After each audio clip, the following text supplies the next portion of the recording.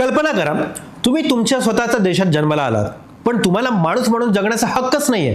तुमचं आयुष्य, तुमचं भविष्य, तुमचं स्वातंत्र्य सगळं कोणीतरी दुसरंच ठरवते.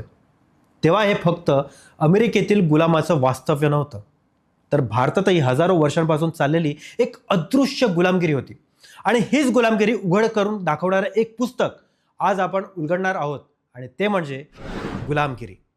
नमस्कार, मी हेमंत, तुम्हा सर्वांचं मनापासून स्वागत करतो आजच्या भागात, ज्याचं नाव आहे पुस्तकालय प्रेझेंट्स, पुस्तकांची सहल. आज आपण बोलणार आहोत एका अशा पुस्तकाबद्दल ज्याने समाजाला आरसा दाखवला, ज्याने लोकांना विचार करायला भाग पडलं आणि ज्याने क्रांतीची बीज रोवली. 1873 साल. एक साधा शेतकरी कुटुंबात जन्मलेला माणूस समाजात चालणाऱ्या अन्यायाकडे पाहतो आणि त्याच्या मनात एक प्रश्न निर्माण होतो, आपण खरंच स्वतंत्र आहोत का? आणि हा माणूस म्हणजे महात्मा ज्योतिराव फुले. ते पाहतात, काही लोक जन्मतः श्रेष्ठ समजले जातात, तर काही लोकांना शिक्षणाचा, सन्मानाचा, अगदी माणूस म्हणून जगण्याचा हक्कही दिला जात नाही. आणि मग ते लिहायला सुरुवात करतात गुलामगिरी. या पुस्तकाची खास गोष्ट म्हणजे हे पुस्तक गोष्टीसारखं संवादाच्या स्वरूपात लिहिलंय, जणू काही दोन व्यक्ती बोलत आहेत आणि त्या संवादातून उलगडत जातो समाजाचा खरा चेहरा.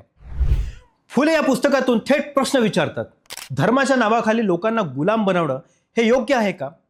ते पुराण कथांवर, परंपरांवर आणि अंधश्रद्धांवर कठोर टीका करतात, कारण त्यांना जाणवतं की या गोष्टी लोकांना विचार करण्यापासून थांबवत आहे. ते सांगतात, शूद्र आणि अतिशूद्र समाज शतकानुशतके अन्याय सहन करत आहे.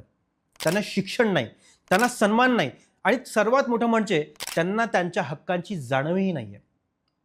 पण फुले फक्त समस्या दाखवत नाहीत, ते उपायही देतात. ते म्हणतात, शिक्षण हाच गुलामगिरीतून बाहेर पडण्याचा एकमेव मार्ग आहे. आणि म्हणूनच त्यांनी स्वतः शाळा सुरू केल्या, म्हणजेच समाज बदलण्यासाठी कृती केली.